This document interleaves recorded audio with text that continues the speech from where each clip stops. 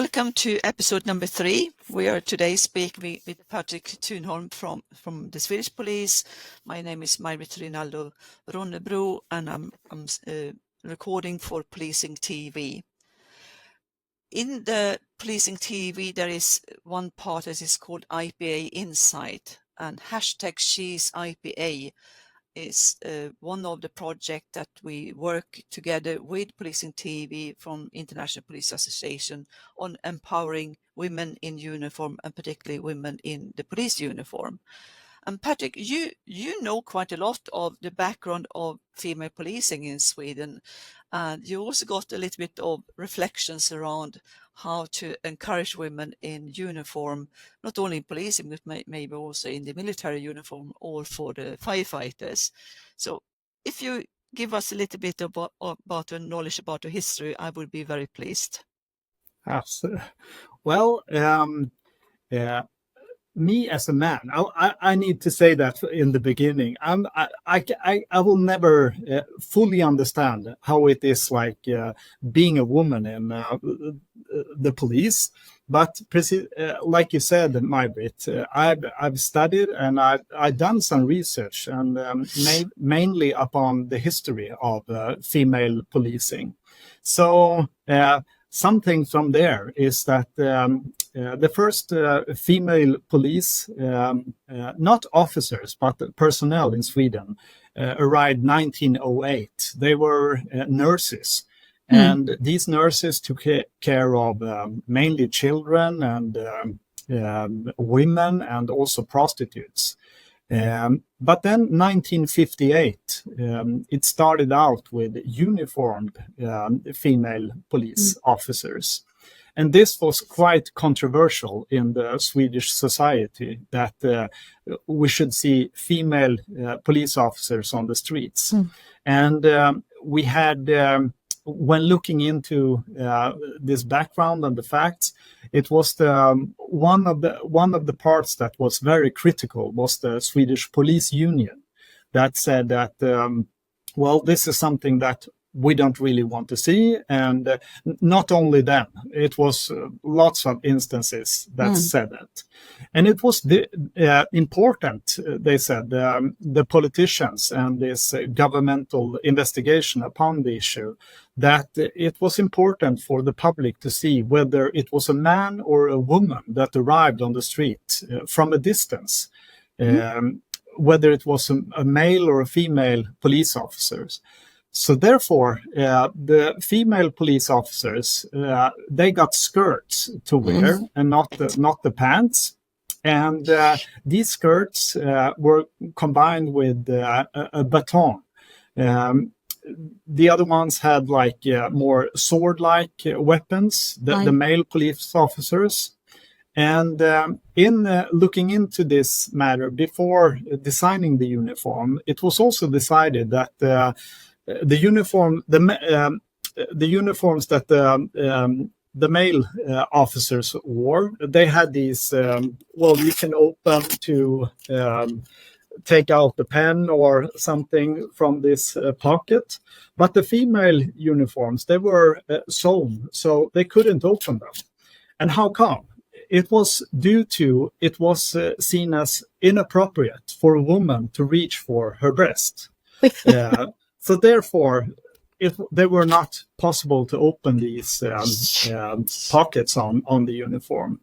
So they had different uniforms. The hat was different too. The hat for women was much wider. It was due to having possibility to keep the hair in a good way into the hat. And the female, they also, the first female officers, they were stationed at one of the hardest districts in Stockholm, the Klara district. And that was, they needed to prove themselves that they will do this job. So they had some struggle, as I read, these female officers, when it comes to these first years in the police. There were some bullying, and they had a hard time. That's for sure. So that's some background when it comes to the history part. And right now, I'm writing this scientific article about not women in policing, but the history of the Swedish police when it comes to what kind of things that police officers have done from 1904 until today, 2024, in their spare time. What kind of activities that's outside of their job. So I'm interested in research, and this is one part when it comes to women in policing. Yeah. When you worked as a military officer, how common was it that you had female officers or female cadets? Yeah. In my area, it was very uncommon. In the beginning, we had no one. I was in the Air Force, a Ranger unit, and it took several years before the first woman arrived. So it depended on what kind of branch that you belong to, whether there were women there or not. So I would say, and even today, when we look into the figures, I would say that the police have come even further than at least the Swedish military when it comes to both recruiting but also integrating women in the organization. There's lots of work being done, but it's interesting to see these different areas, the military, the police, and even, as I said before, the fire department, the firefighters, with even fewer women in the Swedish fire departments. And that's due to I worked with recruiting as HR manager in the fire department. There were tests that were quite difficult for women to pass. And that was due to one test was walking with full equipment, 23 kilograms equipment on this treadmill, and keeping a certain pace. And it was an elevation on this treadmill also. And being a woman with maybe shorter legs is a disadvantage when it comes to passing one of those physical tests. Yeah. So there work being done, but there's still more to be done when it comes to these things. And today there is equipment to manage different situations where it's maybe it might be important with physical strength, but seeing that, we need to, everything is not about physical strength. It's one thing, but as I said before, my mouth, when I speak to people, it's just as important. Yes. Because maybe I don't need to use my arms and do something. So, Well, we've seen that in the Swedish police with a big change, as you mentioned, around 35 to 38% are now females that are police officers. There is a decrease in police cadets or police students that I noticed the past 3 years, but it's different from year to year. So you can't say that it's less women applying for the police profession. But within the police profession, we got a lot of professions. And I think that's the good thing when you look at policing. There are so many options after you've done your basic training, your probation time, probably been working for a few years, that you can apply for different kind of work within policing. I can understand that there are different, it might be partly different when it comes to firefighting, but still there would be possibilities to identify different areas that there might be not as tall people or as strong people can still do a good work. So it's interesting to see the development through the years from when women started in policing. It will be the same kind of history, I think, for firefighters and also for the military. And for the military, I know there is an interest among young women also to join, particularly for the basic training. And today they can apply for it, and it's another openness and understanding. When you worked in the UN mission, did you have any female officers at that mission, or? Yeah, we had. I was supposed to say several, but no, it was not several. We had. Let me see. I belonged to the staff, and we were in total in this part 50 people, all in all, in Bamako, Mali. And out of these 50 people in the staff, it was 6 women. Yeah. In total, and that was the officers. But there were women we had this role too, that nursing women from they were from let me see, Hungary. They came from, and so there were women represented, but not that many. I would say. Maybe that's what it looks like in the different countries when it comes to these numbers. Yeah. So women were there, and women fulfilled very important tasks within the mission. Yeah. And with the mission, outside of the staff, it was about training, and female officers training the Malians. Was an important part in order to show that this is a job for not only men. This is something that women also do. Yeah. And women with their skills did an excellent job in the mission, and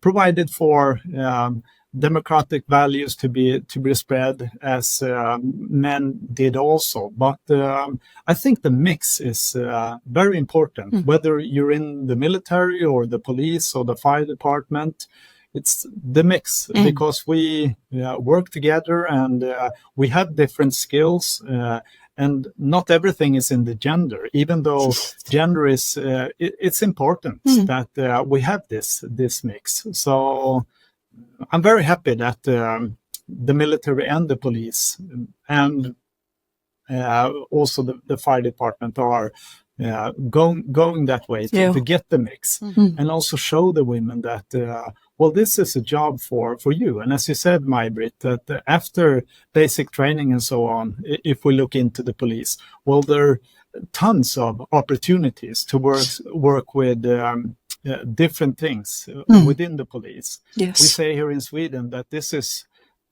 you might find 100 jobs within this one job. Yeah. And there is something that might suit everyone, depending on who you are or what interests you are and you have, and so on. Yes. Well, when we look at the society, we are divided in different genders. So why shouldn't it reflect also when we look at different professions? So I think that, as you say, it's crucial that we support each other and do our best and contribute with what we can do. And it isn't the gender, it's what we can do and what we can deliver together that make policing and firefighters and the military so much better. Final question. You told us that you are writing now on the history of what police officers do on the free time. Is there anything else you planning to write at the moment? Yeah, actually there is. I will next in 1 year I will write it will be the 4th master essay. I have 3 master degrees before in law, information science, and this will be the 4th, and I will look into the civilians within the police, the civilian employees. Yeah. Being a civilian in the police, what it's like when it comes to social structures and power. And I will use a theory that's about established and outsiders. It's a British theory from the beginning that I have this assumption that the established are the police officers and the outsiders are these civilian employees. And what is it like being a civilian in the Swedish police? Is this theory applicable upon this personal category?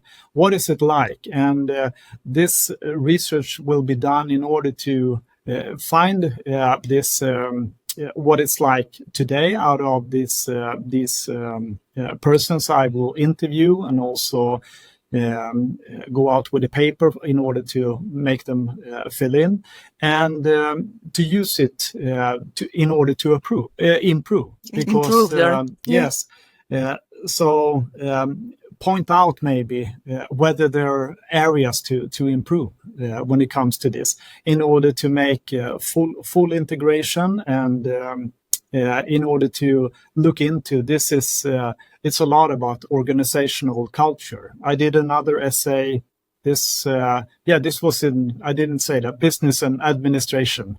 I had this master from last fall, and I wrote about that time about the culture of silence in police, the Swedish police, and this will be a second attempt to look into the cultural aspects when it comes to these things, because culture in the police is, I think, very interesting when it comes to being at least in Sweden, this kind of hierarchy organization, and also with things being done very quick, that you need this effect of some kind, and it's quite conservative, that we've done this a long time and we know how it's done, and this culture is something that you are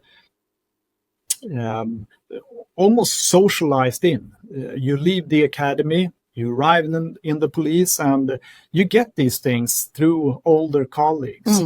And this is for police officers, but I would say also for civilians that are hired and enter as a police employee.